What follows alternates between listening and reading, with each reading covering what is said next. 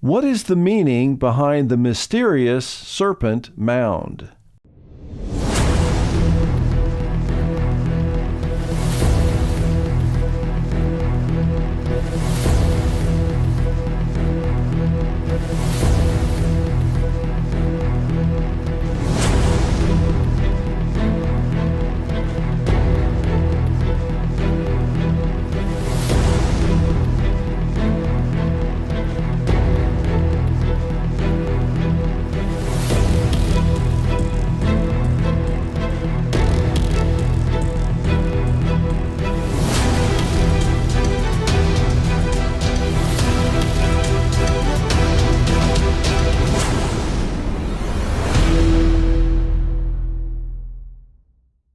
Welcome, friends. This is Dane Rome, your announcer for today's Last Days Beacon program. Thanks for listening, and thanks for joining us again. And just a reminder that these programs are supported by your gifts to this ministry. If you'd like to contribute to this ongoing faith ministry, which deals with Bible prophecy and current events, simply go to our website to contribute. Our website address is www.swpm.us. You'll find a donate link on the homepage. The website address again is www.swpm.us.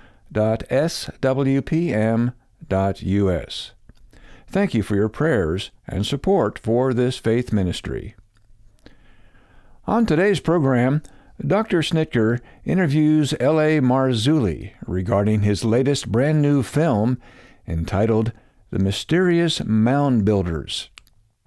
In this DVD, L.A. and his team explore some of the thousands of mysterious mounds scattered throughout the Midwestern United States to the Gulf of Mexico.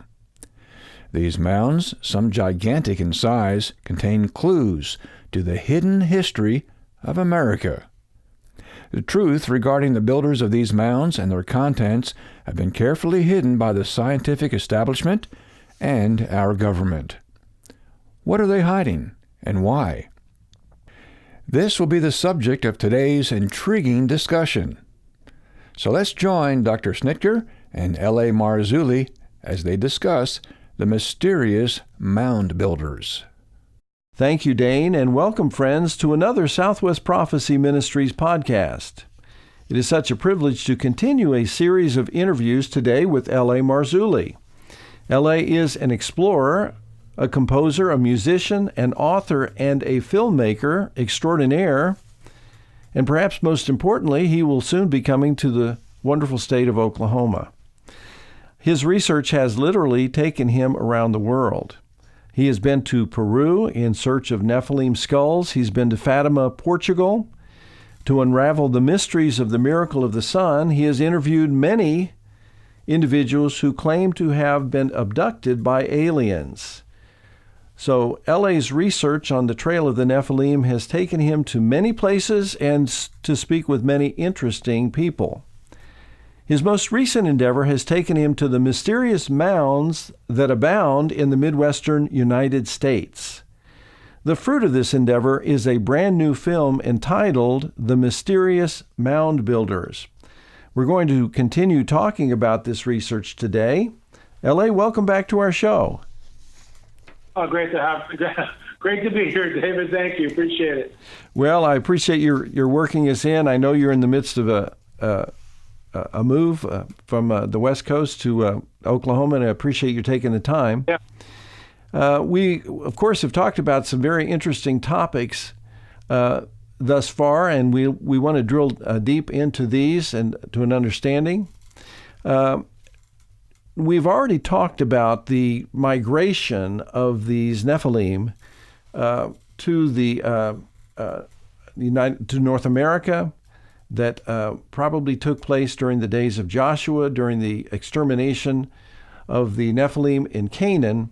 But beyond that, let's assume for a moment that this thesis is correct.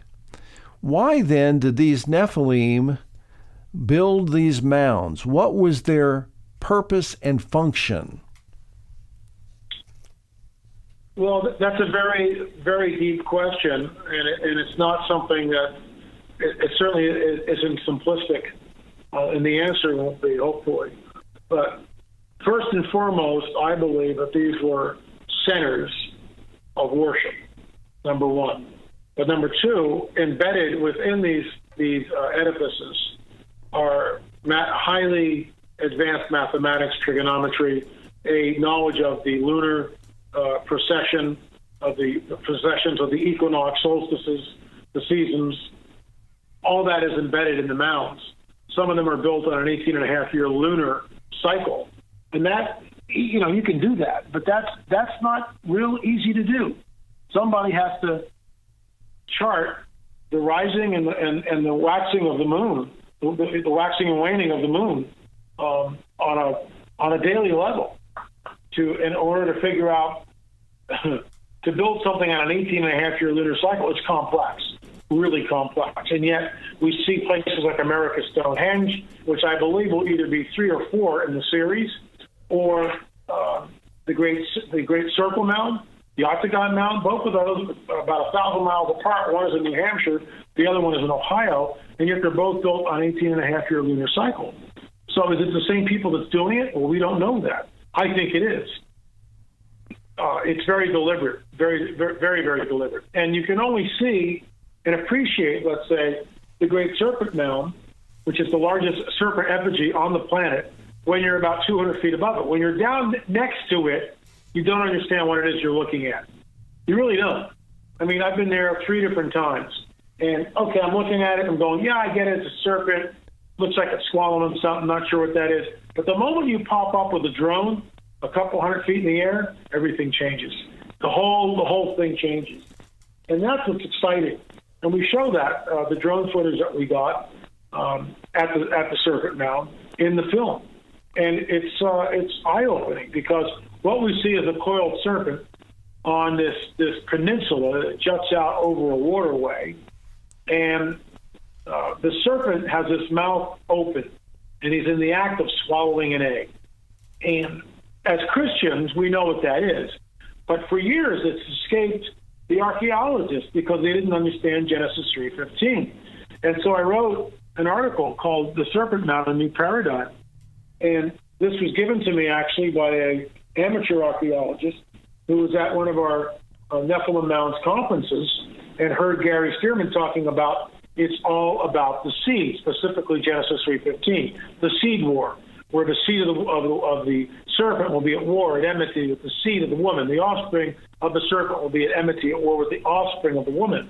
And so this gentleman was sitting in the audience, and he heard Gary Stearman lecture on the seed and all about the seed war. And he had just come from the Serpent Mound, and he came up to me very excited. He said, is it possible that what this really is the serpent is in the act of swallowing an egg? And I said, exactly. And I published an article on that, The Serpent Mound, A New Paradigm, which is, by the way, a new paradigm, because it held back in the Genesis 3:15 narrative. And I believe that effigy, that serpent effigy that we see on the Ohio landscape, is the act of a serpent in attempting to swallow the egg, which hails back. In other words, if a serpent can destroy the seed of the woman, that egg, then guess what? No Messiah. And it's screaming at us.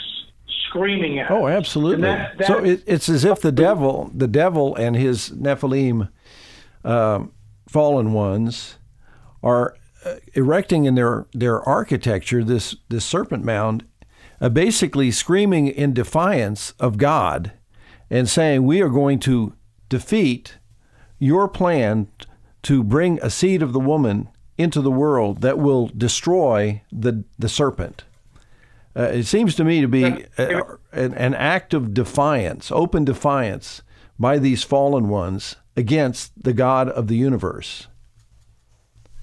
That's exactly what's going on. That is exactly what's going on. And again, you can only see that from the air. They've erected a two-story tower, like an observation tower. And when you stand on top of that, you can see the head and you can see the entire body, but it's not as dramatic as when you fly a drone 200 feet over that thing, 300 feet over that thing. Then it just pops out, and it's absolutely incredible. Yeah, what you're looking at is incredible. It really is striking. It really is striking. So the thought that primitive Indians were able to do that it strains our credibility, and anyone who would suggest that, in my view, loses all credibility. This was a supernatural construction, and it had a significance that really does reflect on an understanding of Genesis 3:15. Obviously, the devil knows what Genesis 3:15 is about, and the fallen ones certainly know as well, and it's reflected in the architecture of the Serpent Mound. Now, that's very well put. Exactly what we see, and that's why when you go there and you read this ridiculous signage saying that the Shawnee built it, but then we've got in the film we show what Chief Wallace says. No, the Shawnee had nothing to do with building the Serpent Mound. So which is it? Who do we believe? The Shawnee, who were here before the white man, and their oral tradition says, nope, we didn't do this. This was here when we got here. So who do we believe? And that's what the film really delves into, David, and tries to alert the public to the deception that we're looking at. Now, as I recall from the film, as you were at the location of the Serpent Mound, that you find in nearby what appears to be an altar stone. And you'd mentioned earlier in today's podcast that these mounds, one of their functions was as a place of worship. Could you describe that a little bit more and I guess answer my question? Did this worship involve some kind of sacrifice? Well, it did. There are altars throughout these sites that we have seen. There are pillars, like this very large standing stone, which we believe was in the mouth or in the egg of the serpent. Sacrifices were done there, oftentimes human sacrifice. And that's just a matter of historic record. That's what we believe. And these things, the fact that there's a standing stone, a menhir, that was there in the Serpent Mound, hails back to what we see in Middle Eastern sites, specifically places like Gezer, which is in Israel, which we were there in 2018, and I filmed there. Ancient Canaanite city, about 3,000 years old, just at the beginning of the Bronze Age, and or I should say well into the Bronze Age. And the Canaanite city had an altar there. And even the signage said that this altar was used to house blood, to hold blood. And these menhirs were all lined up from end to end and with solar alignments and all of this. This is a Canaanite city. It's on a high place. No one goes there. It's a very out-of-the-way place. In fact, our guide, why do you want to go to Gezer? No one goes there.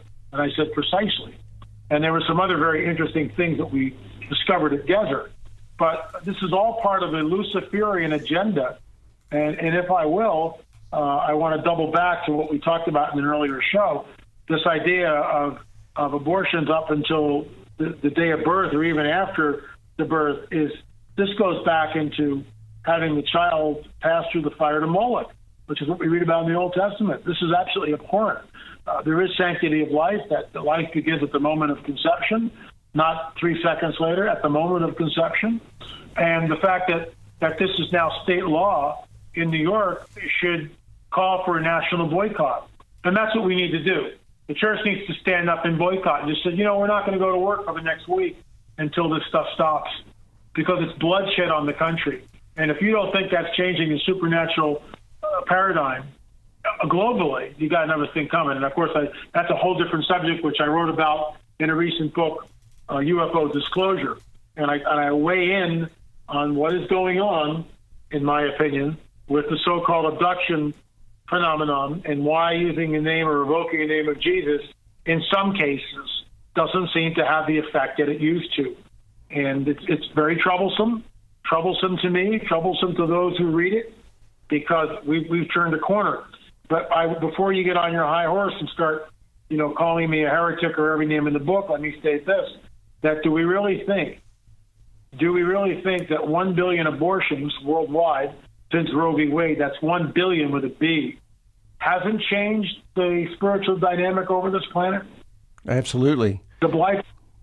Now, that has changed the I'm going dynamic. to have to correct that, and not in a good way. I heard recently that since 1980, there have been 1.5 billion abortions worldwide. So it may actually be worse than what you thought. When you think about 1.5 billion murders across the globe, in China, the last I heard, they were aborting something on the order of 40 million babies a year. It's just staggering. The Holocaust that's going on worldwide. David, I just Googled that. Thank you.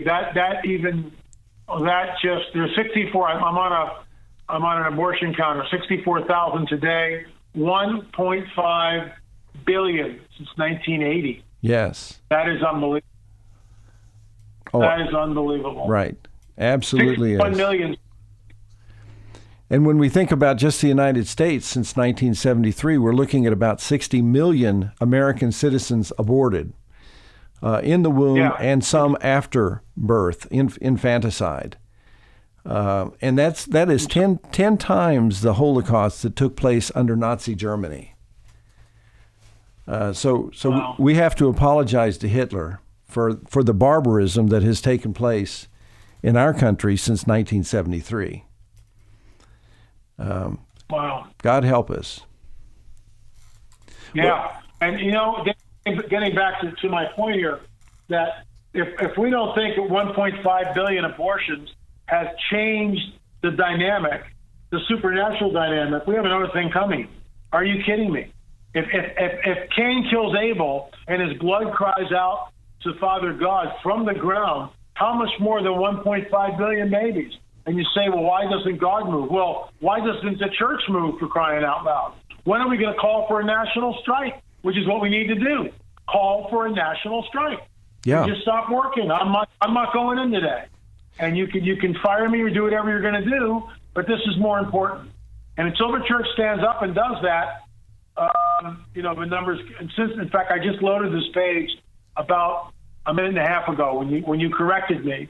And since I loaded this page, globally, there's been 149 abortions since I loaded the page. Right. Since I loaded the page. Right.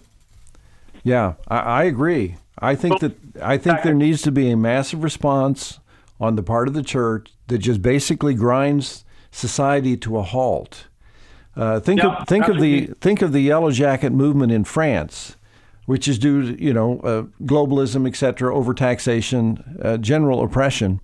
But the people in France are basically bringing the machine to a halt, and suffering in some cases pretty dramatically from that. And we have a much larger issue in our country, Christian America. And I'll tell you honestly, very few churches even mention anything on Right to Life Sunday about the American Holocaust. Oh. Well, David, that's what we need to do. The church needs to rise up. Somebody has to call for a national strike, and that's what should happen.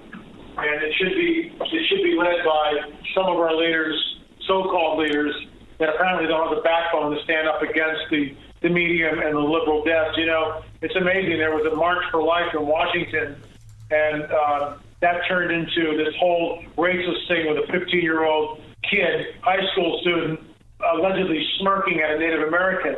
And all these, they called for throwing this kid into a wood chipper because how dare he insult the First Nation people. And right. What we discovered when they actually rolled the whole clip was this guy approached the kids. He was the privateer, not the kids. So, and of course what that did is it distracted from one of the largest pro-life marches in Washington. We're not getting the attention, and what I think we'll do it is when and if the church rises up and we call for a national day, a national strike, and people have to figure out, well, if your boss is pro-abortion, then this may get you fired. But with 1.5 billion and growing, that number is now 320 since you corrected me on the number not being 1 billion, but 1.5 billion. Right. There's been 329 abortions since we've talked about this. Yeah. Unbelievable. It really is. And when you think about that, the March for Life, I used to attend those when I lived in the D.C. area, and we felt it was very impressive when we would go and there would be something on the order of 200,000 participants. Well, this year's March for Life was something on the order of 650 to 700,000 people. A massive amount of people. And, of course, the only media attention was this staged event against these Catholic boys from Covington, Kentucky. So the media is doing everything they can to disguise and suppress the reality that people are rising up in ever greater numbers, including young people, and saying abortion has got to stop. This human sacrifice has got to stop. And going back to our discussion on these mounds, is there anything in your studies that have given indication that these mounds were places for human sacrifice? Well, yes. I mean, on the Circle Mound, we believe that there was human sacrifice. The Serpent Mound, human sacrifice, and other places, certainly Poverty Point, Cahokia. I mean, we think that this was done over here, and there's a reason for it. The life is in the blood. And when you sacrifice a human being, and there's an altar, we call it the sacrificial table, that we see in America's Stonehenge up in New Hampshire. And again, that's an up and coming film, which will air sometime this year, actually.